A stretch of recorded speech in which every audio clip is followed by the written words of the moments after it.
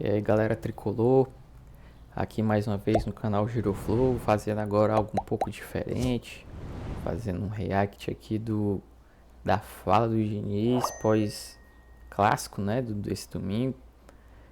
Tem coisas ainda para serem abordadas essa semana, a própria preparação do time para a final contra a LDU, mas desde já queria pedir cada um deixar o like, compartilhar esse vídeo, você que é tricolor, você que talvez torce para outro time também, quiser debater, discutir sobre o time, os resultados, estamos aí. Vamos aqui conferir agora a coletiva de imprensa. Será que o Diniz achou desse time, da atuação do time como um todo? Será se ele tem alguma perspectiva para o jogo do LDU? Vamos conferir. E não tem como também já começar a projetar esse jogo contra a LDU na próxima quinta-feira. Obrigado. Primeiramente, boa noite. E eu acho que o time do primeiro tempo conseguiu fazer uma partida equilibrada, dentro das condições possíveis. O Flamengo mereceu, foi uma vitória justa. E eu acho que a arbitragem também hoje foi muito bem. Não interferiu em nada no jogo, muito bem mesmo, está de parabéns. E o nosso time no primeiro tempo conseguiu jogar de uma maneira equilibrada, subir na marcação todo mundo junto. A gente preparou esse time um dia só, que foi ontem, para jogar.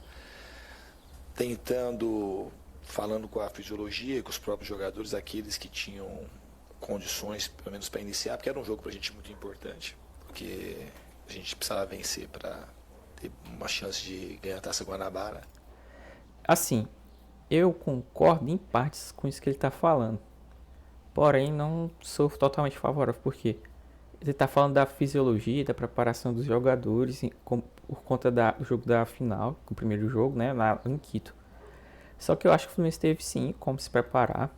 O jogo foi quinta-feira, é verdade, mas ele disse que teve apenas um dia, mas o elenco do Fluminense não é o mesmo elenco de 2, 3 anos atrás. É um elenco que tem boas peças, inclusive. Algumas semanas atrás ele estava fazendo, ele fez meio que um protesto, não um protesto na verdade, mas um desabafo, né, uma coletiva de imprensa igual a essa, dizendo que o elenco estava inchado, tinha muitos jogadores. Então eu pergunto, ele não tinha como compor um time já pensando nesse confronto que é mais importante contra a LDU para poder poupar o time titular ou poupar as peças ou então usar aquelas que estavam em melhores condições? Porque sinceramente eu não acho que foi isso a função, o resultado não foi por conta disso. E aí no primeiro tempo foi tudo, correu até todo mundo, tudo dentro do esperado. Aí no intervalo a gente já teve que fazer 3 substituições, 2 jogadores pediram, que estavam muito cansaço, o Guga e o Thiago Santos, e o Marlon sentiu o joelho, então a gente já teve que fazer 3 alterações, aí mexemos um pouco na estrutura do time. E aí depois que o Flamengo fez o primeiro gol, a gente tinha ainda mais necessidade de avançar, porque a gente precisava fazer 2 gols, o jogo ficou um pouco mais desequilibrado e o Flamengo soube aproveitar e ganhou de uma maneira justa. Diniz, aqui. Flávio Amendola da Band. Vários jogadores falaram desde o desembarque do Fluminense da importância do descanso, né, num momento como esse, mas ao mesmo tempo vocês têm um jogo importantíssimo, decisivo, que vocês precisam trabalhar. Para você, como gestor, como treinador dessa equipe, como equilibrar essa carga de trabalho, mas ao mesmo tempo sabendo que alguns desses atletas precisam também de um tempo um pouco maior de descanso? Isso é uma coisa muito individual também, de jogador para jogador. Tem os dados fisiológicos, obviamente, que a gente leva em consideração, mas tem a característica de cada jogador, de como que eles reagem em determinados jogos. O Edlé, por exemplo, jogou lá os 90 minutos e jogou hoje 90 minutos como se não tivesse jogado na altitude. E tem jogador que está menos jogado, que sente um pouco mais, que acumula um pouco mais de toxina no corpo. A gente vai saber descansar, a gente tem um dia a mais, diferente é o jogo na quinta. A gente está já no Rio de Janeiro, a gente tem um dia a mais de descanso e na quinta-feira a gente vai estar com um time ok para fazer um grande jogo. Diniz, boa noite. Jonathan Santos, canal BTB Esportes.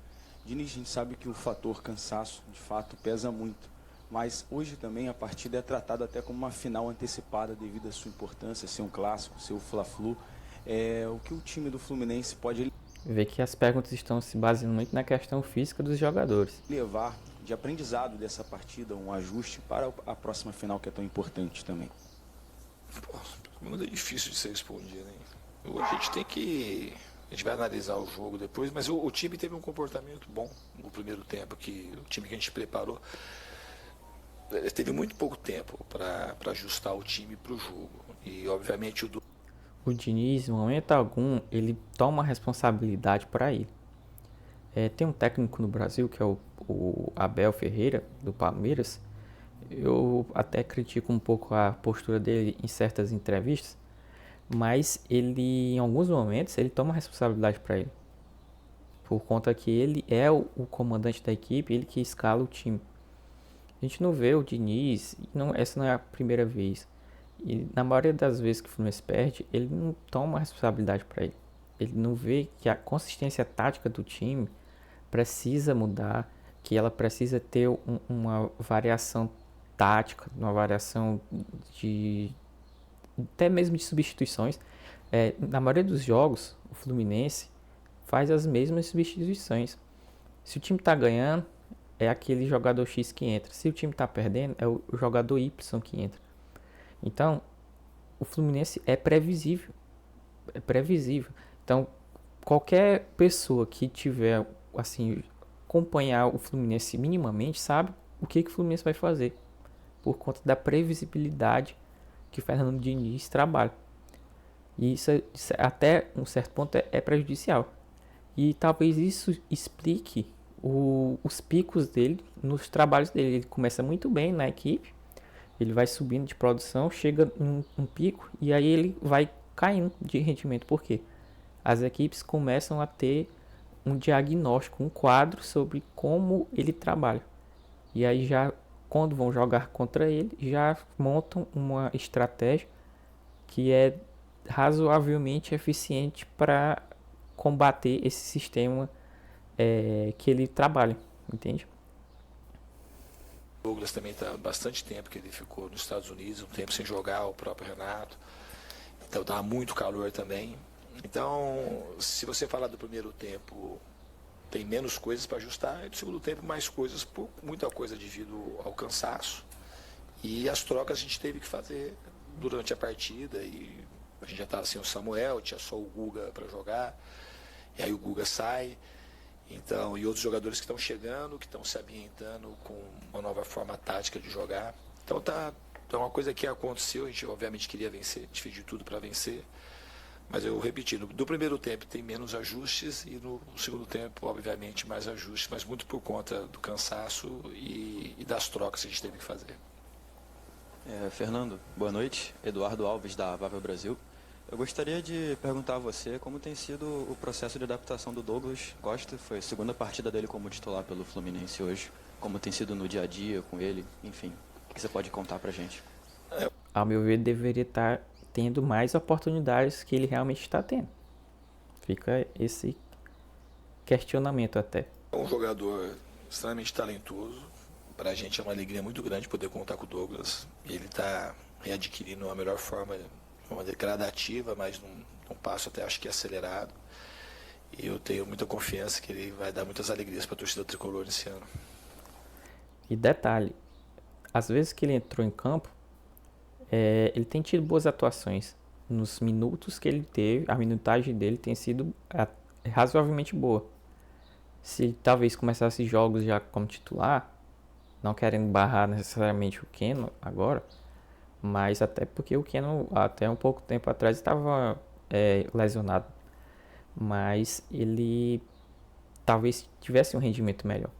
Por exemplo, ele tem tido atuações melhores até que o Renato Augusto, mas é sabidamente conhecido a condição física que o Renato Augusto tem, que ele, por exemplo, quando jogava no Corinthians, passava bastante tempo fora do time por conta da condição física que não é a ideal. Mas quando ele entrava, ele conseguia render, coisa que ele ainda não tem apresentado boas atuações assim como ele tinha no Corinthians. Fernando, boa noite. Rafael Figueiredo, da TNT Esportes. Quinta-feira, uma decisão, um jogo importante para o Fluminense, um título inédito para o clube. Nesse pouco tempo que você vai ter de preparação, né, para acertar o time, como conter também a ansiedade às vésperas dessa decisão, enfim, além de tomar conta também do cansaço, né, como você falou agora? A gente vai ter que dar uma administrada na carga de treinamentos. Obviamente que o time que deve iniciar na quinta-feira também é um time que é mais jogado, que tem mais entrosamento. E quanto à ansiedade, é normal. Samuel Xavier, ele provavelmente vai estar apto, né, para ser relacionado a esse jogo. Será que com essa fala dele ele vai tentar lançar o Samuel Xavier? Eu acho sinceramente uma temeridade, porque o time da LDU é muito rápido, é muito vertical, e ele está voltando ainda, não está com a sua forma física ideal, isso é fato. Será se ele vai já lançar o Samuel Xavier? Fica o questionamento. Normal, em vésperas de jogos decisivos e jogos importantes, no que diz respeito à Recopa, também é um título inédito para o Fluminense. Mas a gente vai saber trabalhar esses aspectos emocionais para a gente chegar em boas condições para fazer um bom jogo. Fernando, boa noite. André Leite, Rádio Celebridade News. Eu queria saber de um jogador que não jogou hoje, que é o Keno, e você falou que o André também comentou que o Marlon saiu, sentiu uma dor no joelho. Saber das condições desses jogadores para quem... Keno foi um dos que mais sentiu lá em Quito a questão da altitude, a questão da falta de ar. O Marlon substituto ali de imediato na zaga, se preocupa, e o Keno na situação dele? O Marlon acho que preocupa um pouco mais por conta que ele teve que sair, se queixou uma dor forte no joelho. Só que o Keno não preocupa nada. O Keno foi um daqueles, a gente poupou mais ou menos metade dos titulares de linha. E o Keno estava entre eles. Ele sentiu muito os efeitos da altitude, já sentiu muito lá no próprio jogo. A gente achou que era interessante poupá-lo. A outra hipótese do jogo era tirar todo mundo e botar um time com os 11 trocas. Mas a gente foi conversando com os jogadores e essa acho que era a melhor estratégia para tentar vencer o jogo. Boa noite, Diniz, Cauantino Coqui. Já pensando na Recopa, você espera que a LDU venha quinta-feira para o Maracanã para se defender a maior parte do tempo, e isso te faz pensar em escalar um time com peças ainda mais ofensivas já de início, talvez o Renato Augusto, o John Kennedy? A gente tem que esperar as duas coisas. A gente tem que treinar esperando que eles possam vir com um bloco mais baixo do que lá, e também pode ser que eles sejam mais agressivos na marcação. Acho que a gente tem que treinar para as duas situações. Quanto ao time, a gente ainda vai ver qual é a melhor escalação para poder jogar na quinta-feira. Diniz, boa noite. Vitor Lessa aqui, do Jornal de 1902. Além das questões que você citou, né, da questão física, das mudanças que você teve que fazer, a gente teve a sensação de que, taticamente, a marcação do Flamengo foi muito predominante, estava muito bem encaixada, e isso dificultou muito a saída de bola do Fluminense e alguns movimentos que o time costuma fazer. Foi mais mérito do adversário ou faltou ao Fluminense também um pouco mais de atitude na tentativa de buscar essas alternativas e mudar o panorama do jogo, principalmente ali no segundo tempo, que você já citou que o time não teve uma atuação tão boa assim? Você acha que a gente teve dificuldade de sair no primeiro tempo? Isso sim. Eu vi um jogo diferente do seu, então o Flamengo, a gente teve uma postura muito mais agressiva na marcação. Vocês estão vendo, essa resposta é típica de Fernando Diniz. O Vitor Lessa, né, um jornalista bem conhecido pela mídia tricolor, e ele fez uma pergunta muito boa. Talvez uma das poucas perguntas aqui até o momento relacionadas à questão tática e técnica do Fluminense em campo. E olha a resposta do Diniz. Ele não toma responsabilidade para ele. Isso, quem arma o time para um jogo como esse é o técnico, é o treinador. Então, se o time não conseguiu marcar, ou então não conseguiu subir tanto para o ataque, ou então defendeu mal, não está saindo, não está formando as linhas corretamente, isso é muito por conta do técnico. E na visão do técnico, o time atuou muito bem no primeiro tempo. E eu acho que ele viu outro jogo, porque o Flamengo teve repetidas chances no primeiro tempo. Praticamente a única chance que o Fluminense teve assim, mais incisiva foi o gol que foi anulado. Mas tirando isso, o jogo foi mais do Flamengo. Isso é inegável. porque o Flamengo marcou mais, é um indicativo interessante. O Flamengo fez muito mais bola longa do que a gente no primeiro tempo. No segundo tempo, o fator do cansaço foi muito preponderante e mexer nas peças da estrutura para você encaixar a marcação de uma maneira mais efetiva fica mais difícil. Mas eu não concordo com a tua análise. No primeiro tempo, eu acho que a gente teve muita soberania, teve muita posse. Se você falar que faltou um pouco de profundidade ou muita profundidade, eu concordo que foi uma coisa que faltou hoje no jogo. A gente terminar mais as jogadas. Mas foi isso que ele perguntou. Se o time não está tendo profundidade, ele não está tendo eficiência. É aquela posse de bola vazia, que não tem objetividade. Então, é esse o domínio de jogo que você propõe ao Fluminense? Esperando que o adversário abra as águas, então que ele cometa um erro bizarro, e aí o Fluminense sai na cara do gol, é complicado. Tanto em cruzamento quanto em chute de fora da área. Eu acho que foi uma coisa que faltou durante o jogo todo, mas no primeiro tempo a gente teve controle, não vi problema na saída, teve uma ou duas vezes que o Flamengo encaixou a marcação, o Flamengo nem teve uma iniciativa muito grande de sair e marcar de uma maneira muito agressiva a nossa saída de bola. Eu não concordo com a análise que você fez no primeiro tempo. Porque se o time não envolve o adversário, dificilmente ele vai criar chances objetivas para marcar o gol. Isso é fato. E a marcação avançada, a marcação alta, ela justamente é uma das armas que os adversários usam contra o Fluminense. Forçando o erro na saída de bola, tentando roubar a bola ali na parte intermediária do campo adversário. E quando o Fluminense tem essa dificuldade de saída de bola, ele fica naquela troca de passe lateral. Que ali tá só gastando tempo, gastando a bola. Mas objetividade zero. O Fluminense com o resultado debaixo do braço, ok, interessante isso aí, porque você tá tirando tempo de bola do seu adversário. Você tá com a posse de bola. A melhor defesa é quando você tá com a posse da bola. Porque o adversário sem a bola não marca gol. Mas quando o jogo tá 0-0, quando tá perdendo, isso não tem mérito em nenhum lado positivo para o Fluminense. Diniz, boa noite. Rodrigo Machado, Rádio Transamérica.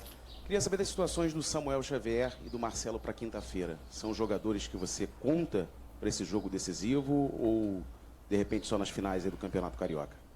Os dois acho que são dúvidas. Não dá pra pode ser que a gente possa contar, ou não, depende da melhora do Marcelo e do Samuel também, como é que ele vai reagir aos treinamentos de amanhã e depois de amanhã, principalmente. Então, eu não tenho muito como te aferir de uma maneira muito precisa se a gente vai contar com eles para quinta-feira ou não. Diniz, obrigado. Obrigado, gente. Boa noite. Encerrando a coletiva. Então, galera, foi essa o react, né, sobre a entrevista do Diniz. Fazer só aqui uma consideração final. Na maioria das vezes que o Fluminense perde ou não tem aquele resultado que era de interesse do Fluminense, a postura do Diniz é essa. Mas você pode dizer, esse jogo não era o mais importante no momento para o Fluminense, tendo em vista a final. Concordo. Porém, o Diniz, em momento algum, quem conhece o Fluminense e sabe também como o Diniz trabalha, não era opção para o Diniz escalar um time reserva, um time alternativo. Talvez um time alternativo em alguma situação, mas escalar um time que fosse o melhor que pudesse escalar, tentando preservar as peças mais desgastadas, como foi o caso que ele falou na entrevista, e tendo o que poderia ser de melhor para tentar ganhar essa partida. Até porque essa partida, ela não significa simplesmente 3 pontos, né? Poderia significar uma mão na taça da Taça Guanabara, certo? Aí você pode dizer, mas é um título sem importância. Concordo. Porém, tem toda a parte histórica, cultural, é um clássico. E o Diniz, que sim, inclusive na entrevista, ficou claro isso, que ele queria os 3 pontos, ele queria ganhar essa partida. Inclusive, ele menciona a Taça Guanabara, que foi o primeiro título dele como treinador. Então, eu não concordo em muitas coisas que ele falou, e acho que o principal ele deveria tomar a responsabilidade de resultados como esse. e avaliar seu trabalho, não dizendo que ele é ruim, mas que ele precisa se adaptar para momentos do campo, ou momentos do jogo, momentos de um campeonato, para que o Fluminense tenha variabilidade tática. Porque não adianta você ter apenas uma estratégia, apenas uma tática e as mesmas substituições a fazer. Porque você se torna um adversário vulnerável. Porque o seu oponente já sabe como você vai entrar em campo, já sabe quais situações que você vai fazer as substituições, como você vai se portar. Então isso torna você previsível. Então, por mais que você tenha um time qualificado, mas a previsibilidade te torna mais frágil e faz com que você se torne um adversário mais fraco também, digamos assim. Então é isso. Então eu queria agradecer aí mais uma vez quem ficou aí até o final, dando todos os direitos aí para a Flu TV. E obrigado. Saudações tricolores.